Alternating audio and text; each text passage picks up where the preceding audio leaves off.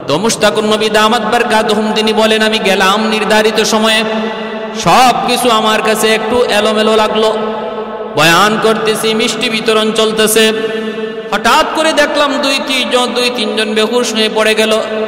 কেউ মারলো এমনও দেখা গেল না। আমি বললাম কি ব্যাপার? আমার পাশে যে বসা আছে আমি বললাম কি ব্যাপার, ওরা বেহুশ হয়ে পড়ে গেল কেন? ওরা সিন্নি মিষ্টি একটু বেশি নিছিল, তার বাটে জয়টা মিলে তার অংশের চেয়েও বেশি নিছে, এজন্য একটু মারছি। আমার পাশে বসা থেকে ওইখানে মারছে, কেমনে মারছে কিভাবে মারছে কেউ দেখলো না, কিন্তু বেহুশ হয়ে পড়ে গেল। আমার তো বুঝ হয়ে গেছে সবকিছু ব্যতিক্রম। বয়ান শেষ, গেলাম খাইতে বসলাম। টেবিল যায় দেখি আমার সাইজে এক একটা বিশাল বিশাল বড় বড় মাছ খাওয়ার জন্য রেডি করে রাখছে। এত বড় মাছ আমার বুঝতে বাকি নাই। পরিচয় তাদের সাথে হয়ে গেল, নিজেরাই পরিচয় দিয়ে দিল, হুজুর আমরা মানুষ না, আমরা জিন, আপনার ভক্ত, আপনার ওয়াজ নসিহত শুনতে মন চায়, এজন্য আপনাকে দাওয়াত করে এনেছি। আপনি আমাদের মাঝে দাওয়াত দিয়েছেন, বয়ান পেশ করেছেন। এইবার হুজুরকে রেস্টে রাখার জন্য যখন এক রুমের ভিতরে উনি গেলেন, উনি বলেন আমি চাইলাম আমাকে একটু মিষ্টি খাওয়াও। ওরা বলতেছে হুজুর এত রাত্রে মিষ্টি পাবো কোথায়, যদি আনতে হয় চুরি করা লাগবে। না না হুজুর, এখন তো মিষ্টি আনা সম্ভব না, তাহলে একটু তেল আনা যাবে কিনা, ঠান্ডা তেল? কয় দেখি একটু ব্যবস্থা করা যায় কিনা। একজনে কিছুক্ষণ পরেই তেল নিয়ে হাজির, ঠান্ডা তেল, ইন্ডিয়ান তেল, একটা লাল কালারের, ওই তেলটা নিয়ে হাজির। আমি বললাম এই তেল তুমি কোথায় পাইলা? কয় হুজুর বাংলাদেশের কোনো বাজার তো এখন খোলা নাই, কলিকাতার এক বাজার থেকে এক দোকান থেকে আমি তেলটা নিয়ে আসছি। অল্প সময়ের ভিতরে নিয়ে আসছে তেল। মুশতাকুন নবী দামাত বারকাতুহুম তিনি কথাটা নিজের মুখে বলেছেন। ভাইরা বন্ধুরা, একজন আমলি মানুষ, বুজুর্গ আল্লাহওয়ালা মানুষকে জিন্নাতরা বড় শ্রদ্ধা করে, বড় শ্রদ্ধা করে। এটা জিন্নাতের বৈশিষ্ট্য, জিন্নাতের বৈশিষ্ট্য, তারা আল্লাহওয়ালা মানুষকে বড় শ্রদ্ধা করে, তাদের ভক্ত হয়, তাদের কথা মানে, তাদের খাদেম হয়ে যায়। সিলেটের নুরুদ্দিন ঘরপুরি রহমতুল্লাহি আলাইহি, সিলেটের নুরুদ্দিন ঘরপুরি রহমতুল্লাহি আলাইহি, আমি চুনারুঘাট এলাকায় 7 দিন ব্যাপী তফসির হয়, চুনারুঘাট 7 দিন ব্যাপী তফসির হয় হবিগঞ্জ জেলার। আমি একদিন বয়ান শেষ করলাম, এরকমভাবে কথা উঠলো, হুজুররা বলতেছেন হুজুর জিনদের ব্যাপারে একটা বাস্তব কারগুজারি শুনেন। আমাদের এই তফসিরে, এই মঞ্চে, আপনি যেই মঞ্চে আজকে বয়ান করলেন, এই মঞ্চে বয়ান পেশ করেছিলেন সিলেটের নুরুদ্দিন ঘরপুরি রহমতুল্লাহি আলাইহি।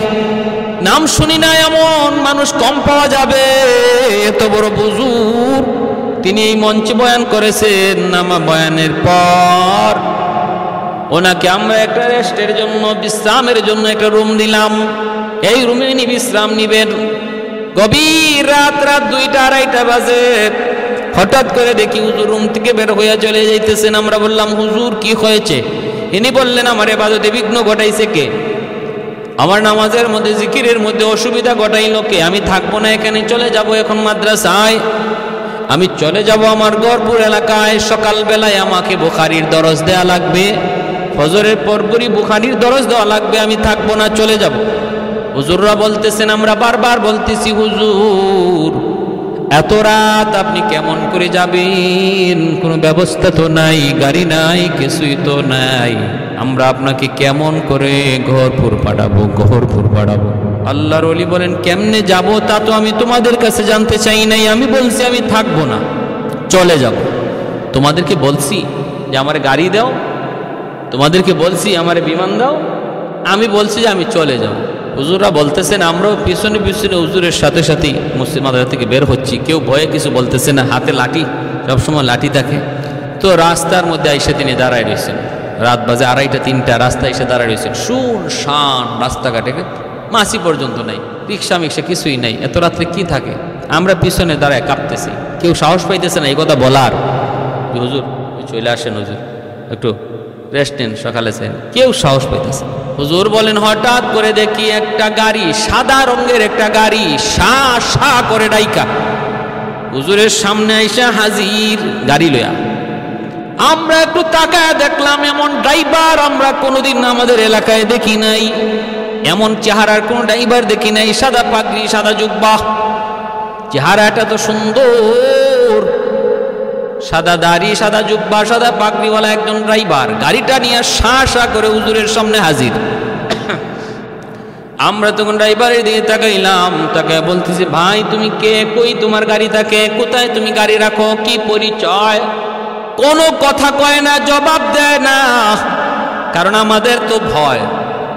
আমরা এত রাত্রে হুজুরকে বিদায় দিব, এ কই নিয়ে যাবে, কোন জায়গায় নিয়ে যাবে, মানুষটা কে, তো ঠিকানাও জানি না, মানুষও চিনি না, ঠিক মতো নিবে কিনা, নাকি হুজুরের কোনো ক্ষতি করবে তাও তো জানি না, ঠিক না?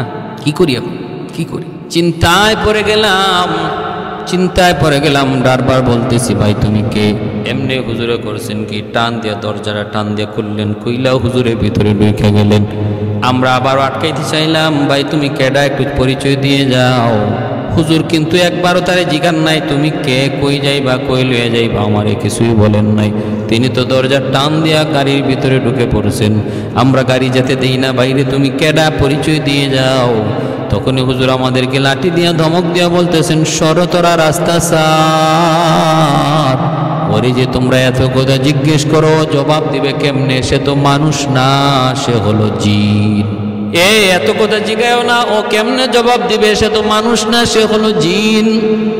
আমরা সাথে সাথে সরে গেলাম, সন্ধ্যারা গেল,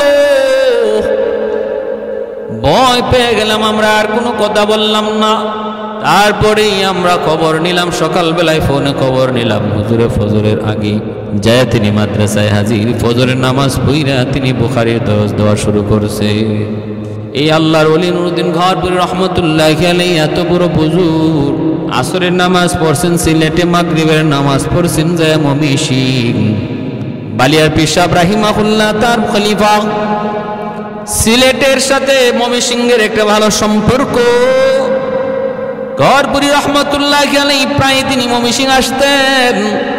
আর উস্তাদদের মুখে শুনেছি এমন বহু ঘটনা, বহু নজির। একক তো তিনি আগে রক্ত পড়ছেন তিনি সিলেট, পরে রক্ত পড়ছেন ময়মনসিং, আগে রক্ত পড়ছেন ময়মনসিং, পরে রক্ত পড়ছেন সিলেট। কোন বিমানে গেলেন, কোন বিমানে আইলেন, কেউ জানে না, কেউ জানে না।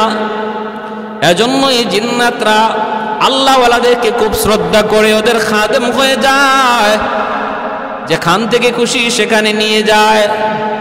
কোনো বিমান লাগে না, এয়ারলাইন্স লাগে না। ভাইয়েরা বন্ধুরা, জন্য বলতেছিলাম, ভালো করে খেয়াল করে শুনেন রে আল্লাহর বান্দা। আল্লাহ পাক বলেন, ওয়ামা খালাকতুল জিন্না ওয়াল ইনসা ইল্লা লিয়াবুদুন। আমি আল্লাহ মানুষ এবং জিনকে শুধু সৃষ্টি করেছি আমার ইবাদতের জন্য, ইবাদতের জন্য। এজন্যই মুশতাকুন নবী দামাত বারকাতুহুম তিনি বলেন, মুহূর্তের ভিতরে কলকাতা থেকে তার জন্য তারা তেল আইনা দিয়ে দিল। নোয়াখালী লুৎফুর রহমান সাহেব এখনো দুনিয়ায় জীবিত, ওনার জবানেও শুনেছি। রায়পুর আলিয়া মাদ্রাসায় তিনি যখন কামিল পড়েন, ওনার ক্লাসমেট ছিল এক জিন, নাম ছিল সাইফুল ইসলাম। ইনি নিজে বলছেন অনেকদিন পর্যন্ত তার সাথে ওনার সম্পর্ক ছিল, জানতেন না সে জিন। দুজন এক বাড়িতেই লজিং থাকতেন, একই বিছানায় শুইছেন বহুদিন। এজন্য বলি, সাবধান, মসজিদের ভিতরে বেয়াদবি করবা না, মসজিদের ভিতরে দুষ্টামি করবা না, মসজিদের ভিতরে আল্লাহর সাথে গুস্তাখি করবা না। কারণ তোমার পাশে যে নামাজি দাঁড়াইছে মানুষের বেশে, মনে কইরো না সে মানুষ, সে জিনও হতে পারে। মাদ্রাসায় তুমি পড়তেছো রে আল্লাহর গোলাম, পাশের ছাত্রটা মনে করতেছো মানুষ, কিন্তু মানুষ নাও হতে পারে, জিনও হতে পারে, সে তোমার ক্ষতি করে ফেলবে। যদি তুমি উস্তাদের সাথে বেয়াদবি করো, কিতাবের সাথে বেয়াদবি করো, মাদ্রাসার সাথে বেয়াদবি করো, অন্যায় কাজ করো, মসজিদে যদি বেয়াদবি করো, ক্ষতি হয়ে যেতে পারে, ক্ষতি হয়ে যেতে পারে। তো লুৎফুর রহমান সাহেব তিনি কি বলছেন? ইনি বলতেছেন, আমি শুধু আপনাদেরকে দেখাইতেছি যে আল্লাহর কোরআন তো বলে জিন আছে, হাদিস তো বলে জিনের বাস্তবতা আছে, বিজ্ঞান বলে জিন বলতে কিছু নাই, আর বাস্তব কিছু ঘটনা শুনাইতেছি। আল্লাহর কোরআন আর নবীর হাদিসের সাথে বাস্তব কিছু ঘটনা জান্নাতের। ইনি নিজে বলতেছেন, কামিল পরীক্ষা দিলাম, পরীক্ষা দেওয়ার পরপরই সাইফুল ইসলাম নাই। উস্তাদরা বলতেছেন কই গেল, কই গেল, কই গেল। আমরা এখনো বের হই নাই, 1 ঘন্টা বাকি রয়েছে এখন পরীক্ষা দেওয়ার শেষ হওয়ার। এর ভিতরে সাইফুল 1 ঘন্টা আগে পরীক্ষা দিয়ে বের হয়ে গেছে। এখন ব্যাপার কি কই গেল? নোয়াখালী লুৎফুর রহমান সাহেব দামাত বারকাতুহু বহুত বড় একজন আলেম, বহুত বড় একজন চিন্তাবিদ, বহুত বড় একজন গবেষক, মাশাআল্লাহ বৃদ্ধ বয়স পর্যন্ত দিনের খেদমত করতেছেন, সুন্দর সুন্দর কথা বলেন, গবেষণামূলক কথা বলেন, তার কথাগুলো আমার খুব পছন্দ হয়। তো তিনি বলতেছেন, তো এখন সে কোথায় গেল? তালাশ করা শুরু হয়েছে। পরে খবর পাওয়া গেল এই মাদ্রাসার নাজিম সাহেব ইনি সিলেট গেছিলেন একটা কাজে, দরগা মসজিদে মাজার মসজিদে তিনি নামাজ পড়লেন।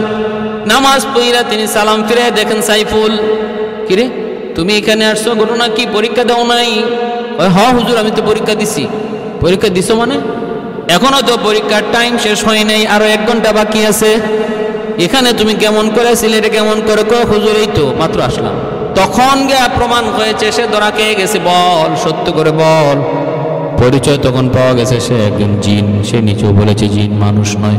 এতদিন পর্যন্ত মানুষের বেশ ধরে আমাদের সাথেই চললো।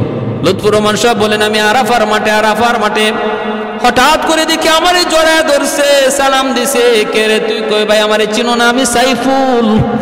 বাইরে তুই আমারে স্যার, তোরে তো চিনি, কিন্তু আগে যদি চিনতাম তোরা মিশতাম না, ভয় পাইতাম। এজন্য ভাইয়েরা মনে রাখবেন, আমার জীবনের একটা বাস্তব ঘটনা শোনাই। সিলেটের বালাগঞ্জ এলাকা, সিলেটের বালাগঞ্জ নাম শুনেছেন হয়তো বা অনেকেই। ওই বালাগঞ্জে হামসাপুর একটা এলাকা, হামসাপুর কুশিয়ারা নদীর পারে এই গ্রামটা। এই কুশিয়ারা নদীর পারে হামসাপুর একটা মাদ্রাসা আছে, প্রাচীনতম একটা মাদ্রাসা, যেই মাদ্রাসায় রমজান মাসে সরফ নাহু পড়ানো হয়। অনেক দূর দূরান্ত থেকে অনেক ছাত্র সরফ নাহু ট্রেনিং নেওয়ার জন্য তারা পড়তে আসে। এই হামসাপুর মাদ্রাসার একজন মুহতামিম আল্লাহর বহুত বড় ওয়ালি, আজ তিনি দুনিয়ায় নাই। তিনি একজন জন্ম অন্ধ ছিলেন, চোখে দেখতেন না তিনি। জন্ম অন্ধ কিনা জানি না, তিনি জন্ম অন্ধ ছিলেন কিনা জানি না, তবে আমরা পাইছি তিনি অন্ধ, চোখে দেখতেন না, কিন্তু বহুত বড় ওয়ালি, বহুত বড় বুজুর্গ, বহুত বড় আলিম। আমি তখন পড়ি সিলেটের কাতিয়া মাদ্রাসায়, জগন্নাথপুর কাতিয়া মাদ্রাসায় পড়ি। কাতিয়ার শেখ সাহেব রাহিমাহুল্লাহ, শাইখ আমিনুদ্দিন রাহিমাহুল্লাহ, তখন তিনি জীবিত। কুতবুল আলম মুজাহিদে মিল্লাহ কুতবে জমান, আমার শাইখ মুর্শিদ শেখ আমিনুদ্দিন রাহিমাহুল্লাহ। আল্লাহ হজরতের মাকবারাকে জান্নাতের আলা মাকাম বানায় দিন। ঈদুল ফিতরের দিন দুনিয়া থেকে বিদায় নিয়েছেন। বহুত বড় বুজুর্গ, বহুত বড় আল্লাহওয়ালা কুতবুল আলম শেখুল ইসলাম হুসাইন আহমদ মাদানী রহমতুল্লাহি আলাইহি কি পরিমাণ ফেদার, কি পরিমাণ পাগল যে ছিলেন আমরা নিজে চোখে দেখছি। ফজরের নামাজটা পড়ে মিম্বরে বসে যেতেন, মিম্বরে বসেই হাউমাউ করে কাঁদতেন আর বলতেন, বাবারা আজ রাত আমি কুতবুল আলমকে স্বপ্নে দেখেছি, আমার মাদ্রাসায় এসেছেন, আমার হাত ধরে মাদ্রাসা ঘুরাইছেন, আর আমাকে বলছেন এখানে এই হবে, ওখানে ওই হবে। কুতবুল আলমের বাতানো অনুযায়ী কাতিয়া মাদ্রাসার দাওরে হাদিস যেখানে হবে, মাতবাহ কোথায় হবে, মসজিদ কোথায় হবে, সেই অনুপাতেই সেই আঙ্গিকেই কাতিয়া মাদ্রাসা তৈরি করা হয়েছে। এতটা পাগল, এতটা আশিক, এতটা দেওয়ানা আমার চোখে আর নজরে পড়ে নাই। শাইখে কাতিয়া রহমতুল্লাহি আলাইহির মতো কুতবুল আলমের প্রতি কি পরিমাণ ভালোবাসা। নামটা শুধু খালি বলতেন কুতবুল আলম, এরপরে আর বলতে পারতেন না, শুধু কান্না আর কান্না, শুধু কাঁদতেন। চোখগুলা ফুলে গেছিল কাঁদতে কাঁদতে, পানি বেয়ে বেয়ে পড়ার একটা নালা তৈরি হয়ে গেছিল চোখ দিয়ে। আল্লাহ তোমার ওলিকে তুমি জান্নাতের উঁচু মাকাম দান করো, আল্লাহ তোমার ওলিকে তোমার জান্নাতের উঁচু মাকাম দান করো। প্যারে হাজরিন, খুব বেশি মায়া করতেন আমাকে, খুব বেশি মায়া করতেন, প্রায় কুলে নিতেন, চুমু খাইতেন। ছোট্ট ছিলাম তখন।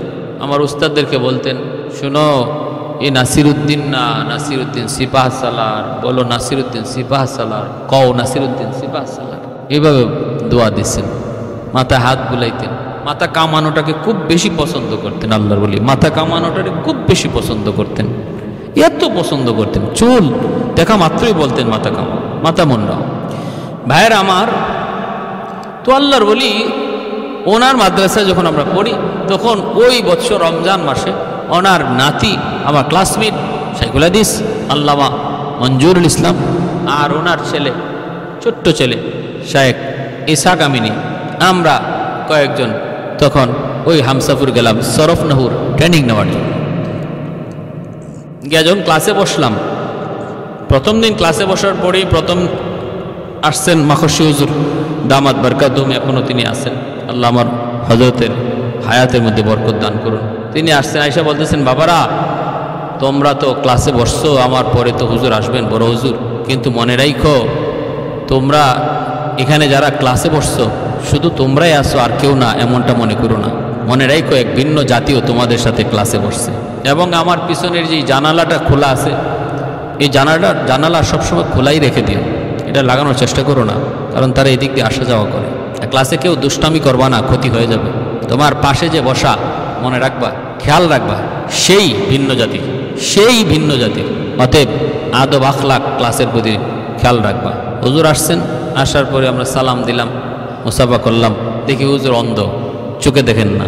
এবারও আমরা পড়ি, হুজুর বুঝাইয়া দেন, আর বলতেছেন যে পিছনে একজনে একটু মনোযোগ নেই, দুষ্টামি করতেছো, আমি কি নাম বলে দেব? আমরা তো অবাক হয়ে গেছি, আমরা কেউ এর নাম এখনো বলি নাই, কিন্তু পিছনের যে ছাত্র দুষ্টামি করতেছে তার নাম নাকি হুজুর বলে দিবে, নাম বলেও দিছেন। বুঝ হয়ে গেছে আমাদের যে আমরা জেনতেন কোনো একজন আল্লাহওয়ালার সামনে বসি নাই। তিনি শুধু একজন আলেম না, বহুত বড় ওলি। শাইখে কাতিয়া রহমতুল্লাহি আলাইহি তিনিও আমাদেরকে বলে দিয়েছেন, বাবা যাইতেছো, বহুত বড় এক ওলির কাছে যাইতেছো, যাও আমার সালাম দিও আর তার কাছ থেকে দোয়া নিও।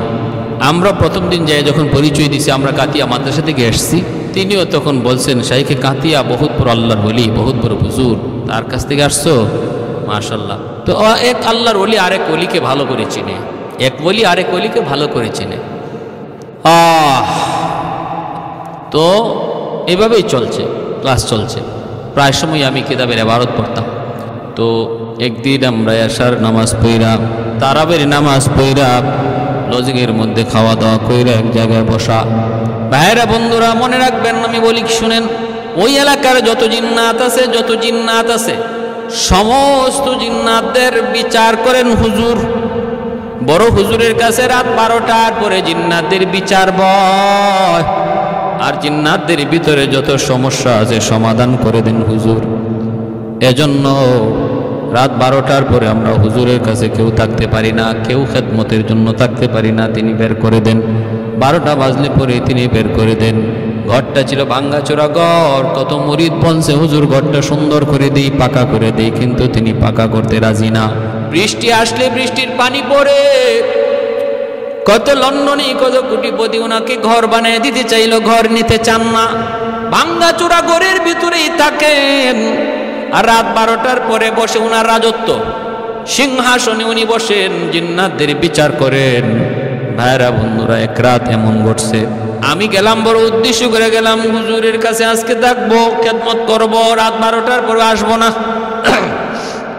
বসা আছি, খেদমত করতেছি, কথা বলতেছি, হুজুর আমাকে বিভিন্ন কিতাবের কথা বলতেছেন। হঠাৎ করে বলতেছেন, বাবা কয়টা বাজে? আমি বললাম হুজুর 11টা, 11:30 হয়ে গেছে। এইবার তিনি বলতেছেন, বাবা দেরি করো না, চলে যাও। আমি বললাম হুজুর না, যাব না, আমি থাকবো।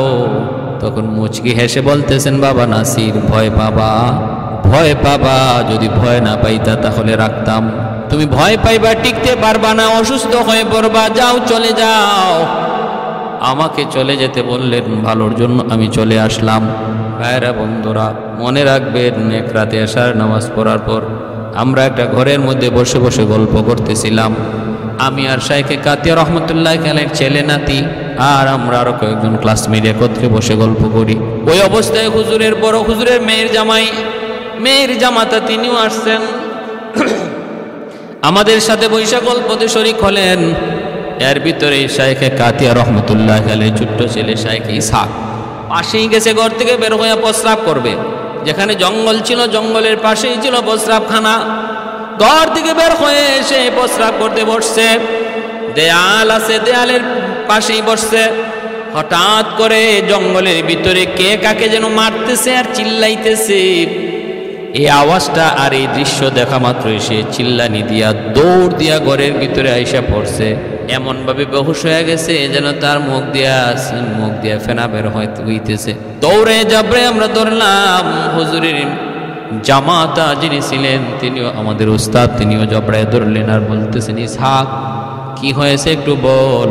কয় হুজুর জঙ্গলের ভিতরে একজন আরেকজনের দৌড়ায় আর মারতেছে।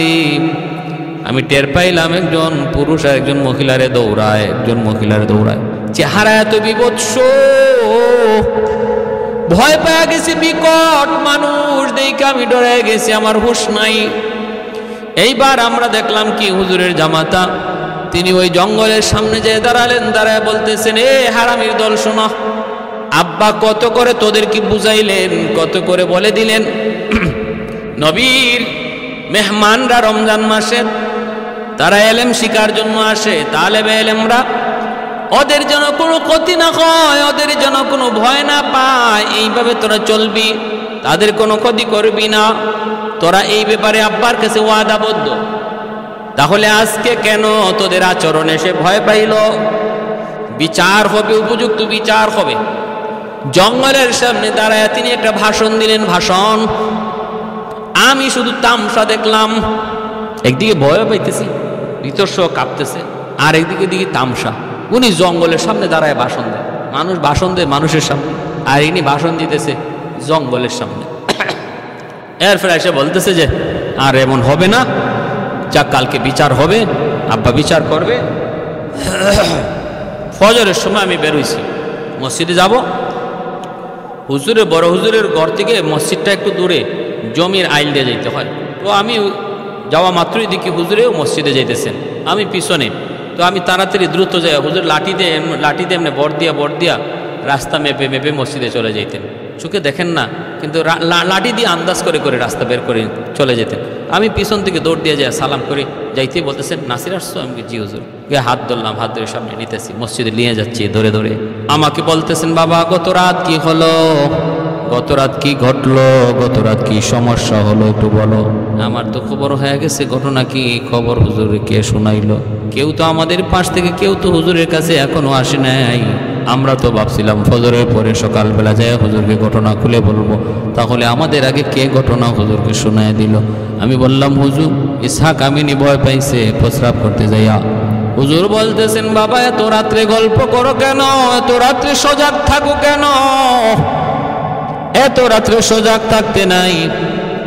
আমার কাছে ওরা আসছিল, মাপ চাইছে, 1000 বার মাপ চাইছে, আর বলছে তারা খেয়াল করে নাই, প্রস্রাব করতেছিল ওয়ালের আড়ালে, এজন্য তারা টের পায় নাই, দেখে নাই, তাই একজন আর একজনকে স্বামী স্ত্রীকে মারতেছিল। যদি তারা দেখতো এখানে তালেবে এলেম আছে, তার সামনে এমন কাজ তারা করতো না, তারা মাপ চাইছে, আর এমন হবে না। কিন্তু বাবা আমার একটা আবদার হলো, তোমরা আর এত রাত পর্যন্ত জায়গা থাইকো না, এত রাত জায়গা থাকা ভালো না।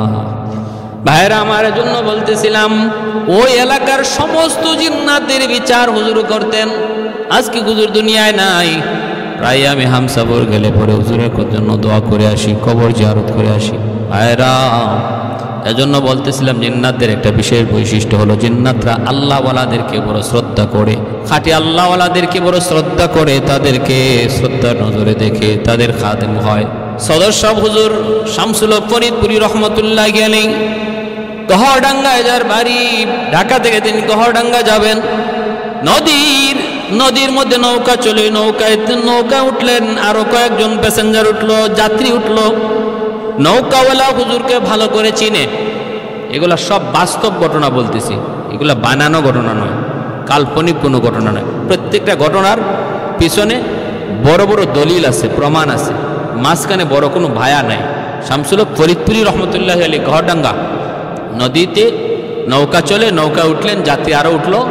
মাঝিওয়ালা হুজুরকে চিনে, হুজুরের ঘাট অনেক দূরে, রাত বাজে 2টা।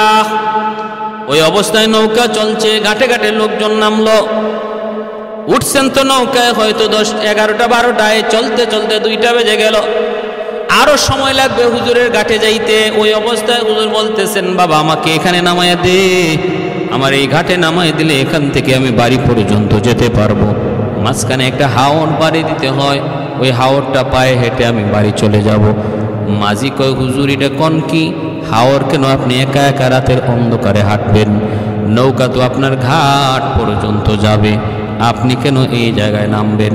হুজুর বলতেছেন, বাবা এত কথা বলিস না, আমাকে এখানে নামায়া দে। তুই এত কথা বলবি না, তুই বুঝবি না, আমাকে নামায়া দে। মাঝিওয়ালা হুজুরকে চিনতো, হুজুরকে জানতো, এখানে নামায়া দিল। আল্লাহর ওলিকে নামায়া দেওয়ার পর মাঝিওয়ালা সে বলতেছে আমিও পিছনে পিছনে যাত্রা শুরু করলাম, দেখি হুজুর এখানে কেন নামলেন, কি জন্য তিনি নামলেন। কিছু দূর যাবার পর মাঝি বলতেছে আমি দেখলাম হুজুর আর একা না, হুজুরের সাথে অসংখ্য অগণিত মানুষ দেখা যায়, এক একজনে এক এক কথা জিগায়, হুজুর এক এক জবাব দেয়, এক একজনে এক এক কথা জিগায়, হুজুর জবাব দেয়। এইভাবে তিনি যাইতেছেন, আমার তো কলিজায় পানি নাই, আমি তো একদম ভয়ে অস্থির হয়ে গেছি। ঘরের সামনে যায় হুজুর যখন ঢুকবেন আর কেউ নাই, আমি যে সালাম দিলাম, হুজুর কয় কিরে তুই? কয় হুজুর আমি তো পিছনে পিছনে আইছি দেখার জন্য। কি দেখলি? কয় হুজুর কি যে দেখছি আমি তো বলতে পারবো না, কলিজা শুকায় গেছে। কারা এরা, কারা এরা, এদের পরিচয় কি? এরা তো আপনার সাথে নৌকায় ছিল না, এরা কোত্থেকে আসলো? তিনি বলতেছেন বাবা তাহলে শুন, তুই যখন দেখেই ফেলেছ তাহলে শুন রে বাবা। ঘটনা হয়েছে এরা হলো এই এলাকার জিন্নাতের সর্দার, যে এসে নৌকার মাঝে আইসা আমার কানে কানে বলছে হুজুর আপনি এই জায়গায় নামে যান, হাওরটা আপনি পায়ে হেঁটে যান, আমরা আপনাকে পাহারা দিয়া দিয়া বাড়ি পর্যন্ত পৌঁছে দেব। আর এর ভিতরে আমাদের কিছু জানার আছে, মাসালা জানার আছে, আমাদের ভিতরে কিছু বিবাদ আছে, মীমাংসা করা লাগবে। একজন আর একজনের সাথে ঝগড়াঝাটি হয়েছে, মীমাংসা আপনার করতে হবে। হুজুর আপনার বিচার সবাই এক বাক্যে মেনে নিবে, মাসালা মাসাইল আপনার কাছ থেকে জেনে নিব। এই বইলা আমাকে তারা নামাইছে, তারা আমাকে আমানতদারির সাথে পৌঁছে দিছে।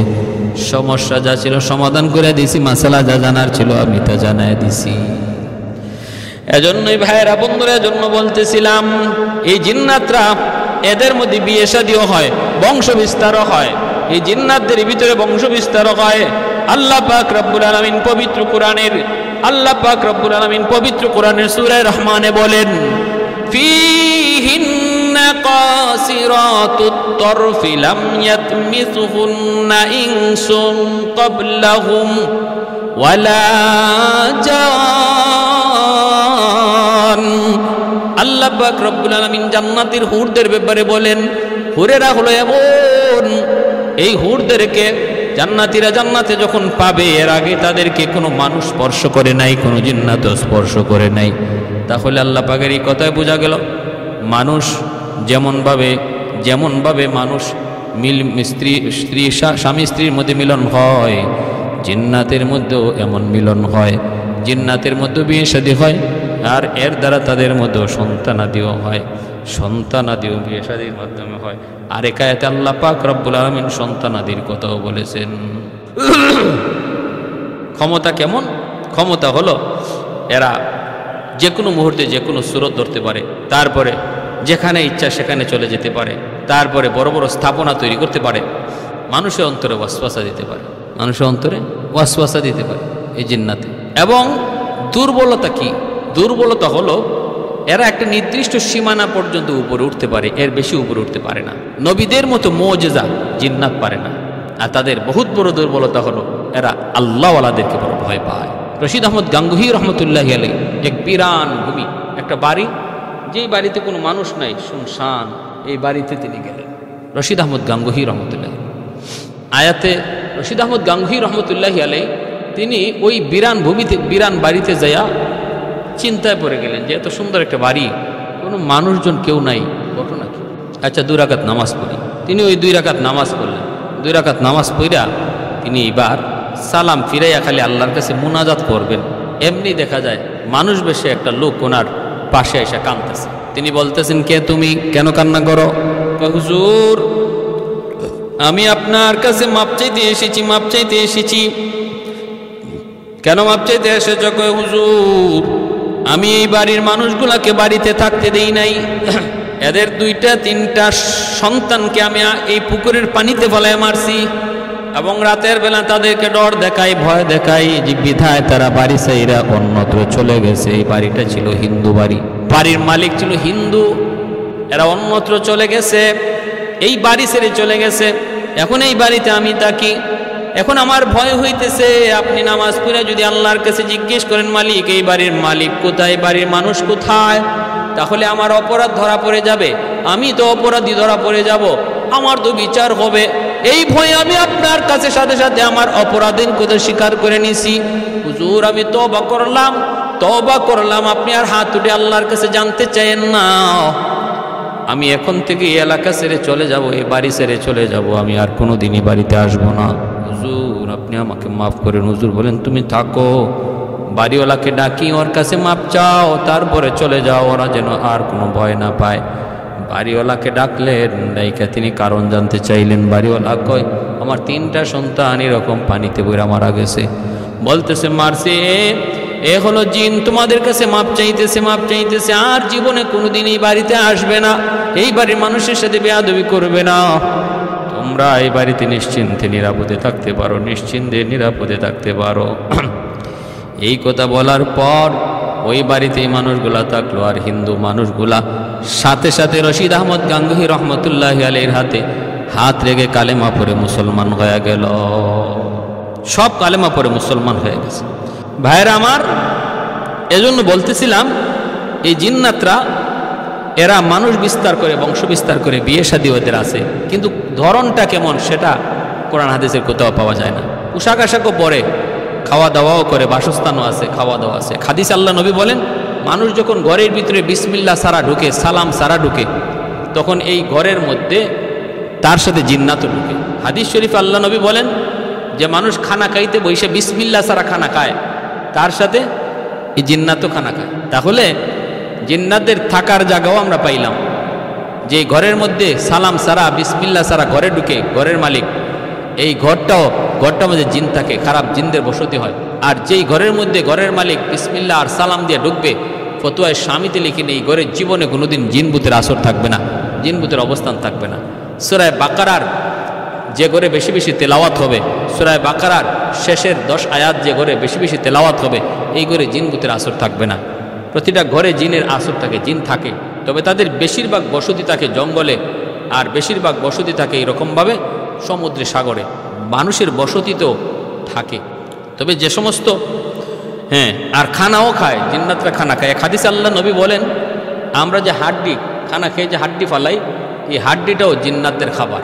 আল্লাহ রসুল এই হাড্ডি দিয়ে ইস্তেঞ্জা করতে নিষেধ করেছেন, কারণ এই হাড্ডি জিনের খাবার। তাহলে এদের খানাও ভিন্ন, এদের খানা ভিন্ন। প্যারে হাজিরিন, কিন্তু শরীয়ত এদের উপরে আছে, হালাল হারামের বিধান আছে, জায়েজ নাজায়েজের বিধান আছে, এদের উপরে জায়েজ নাজায়েজের বিধান আছে।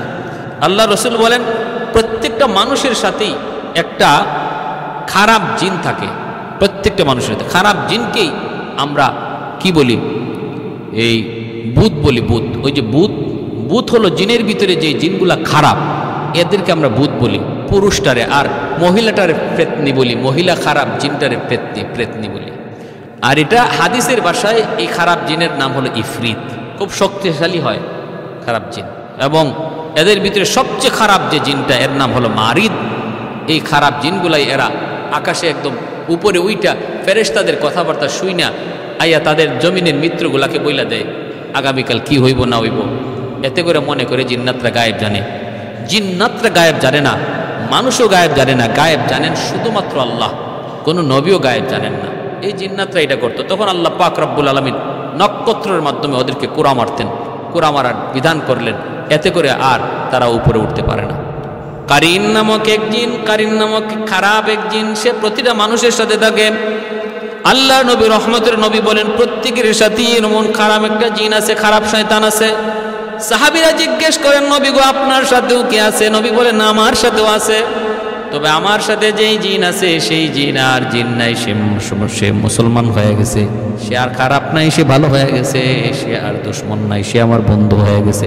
শুধু নাই আমার উমরের সাথে কোনো জিন নাই, উমরের সাথে কোনো শয়তান নাই, আর নতুবা সবার সাথে আছে, আমার সাথেও আছে, তবে আমারটা ভালো হইয়া অলি হয়ে গেছে, আমারে কোনো খারাপ করতে পারে না। আর শাইতানু ইয়াজরি মাজরাদ দাম, ইবলিস এই জিন জাতির ভিতর থেকে, ইবলিস জিন জাতির ভিতর থেকে, ইবলিস এই জিন জাতির ভিতর থেকেই ছিল। মায়া কইরা ফেরেশতারা ছোটকালে তার মায়া কইরা তার উপরে উঠায় নিয়ে ফেরেশতারা তারে ইবাদত শিখাইছে আল্লাহর কাছে বইলা। এই ইবাদত ফেরেশতারা শিখাইছে, সেই ইবাদত শিক্ষা সে ফেরেশতাদের উস্তাদ হয়ে গেছে। এজন্যই এই ইবলিসকে আল্লাহ যখন বলছিলেন আদমকে সেজদা করো, কয় না না আদমকে সেজদা করবো না। আল্লাহ বলছিলেন কেন? কয় খালাকতানি মিন নার ওয়া খালাকতাহু মিন তিন, আমাকে আপনি আগুন দ্বারা বানাইছেন আর আদমকে মাটি দ্বারা বানাইছেন। মাটির স্বভাব হলো নিচে যাওয়া, আগুনের স্বভাব হলো উপরে যাওয়া। অতএব উপরের জিনিস নিচের জিনিসকে কেমনে সেজদা দেয়? হ্যাঁ, এরকম যুক্তি দেখায়া সে লানতের তখলিয়া নিচে নামছে। আর শয়তান ইয়াজরি মাজরাদ দাম, এই ইবলিসের একটা ক্ষমতা এই, সে মানুষের রগ রেশায় ঢুকতে পারে, রগ রেশায় ঢুকিয়া মানুষকে ওয়াসওয়াসা দিতে পারে, ওয়াসওয়াসা দিতে পারে।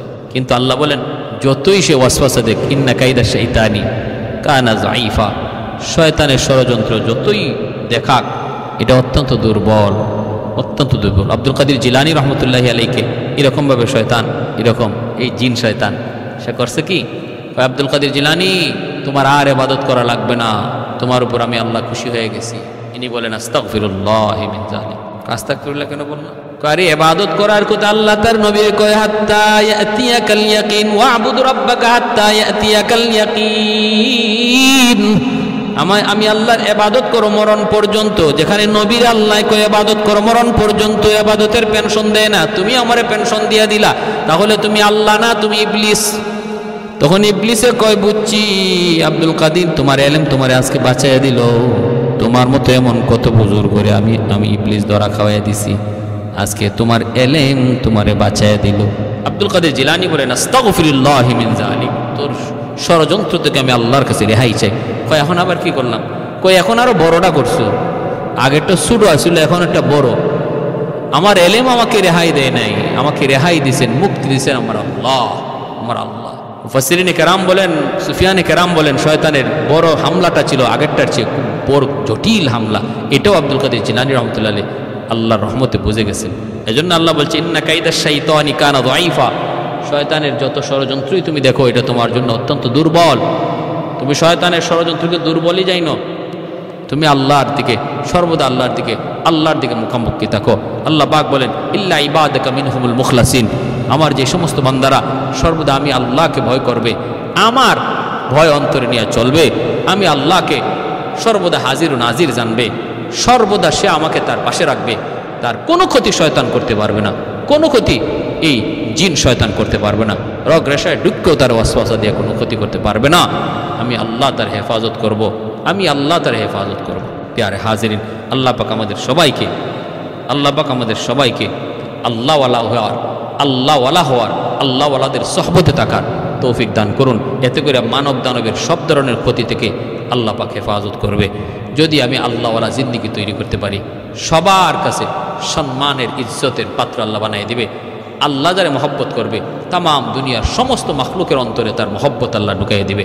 সে আমার বলি, আমি তারে ভালোবাসি, তোমরাও ভালোবাসো, জিনরাও তারে ভালোবাসবে, হাইওয়ানাতও তারে ভালোবাসবে, মানুষও তারে ভালোবাসবে। আল্লাহ তৌফিক দান করুন, আমিন। ওয়া আখির দাওয়ানা আনিল হামদুলিল্লাহি রাব্বিল আলামিন।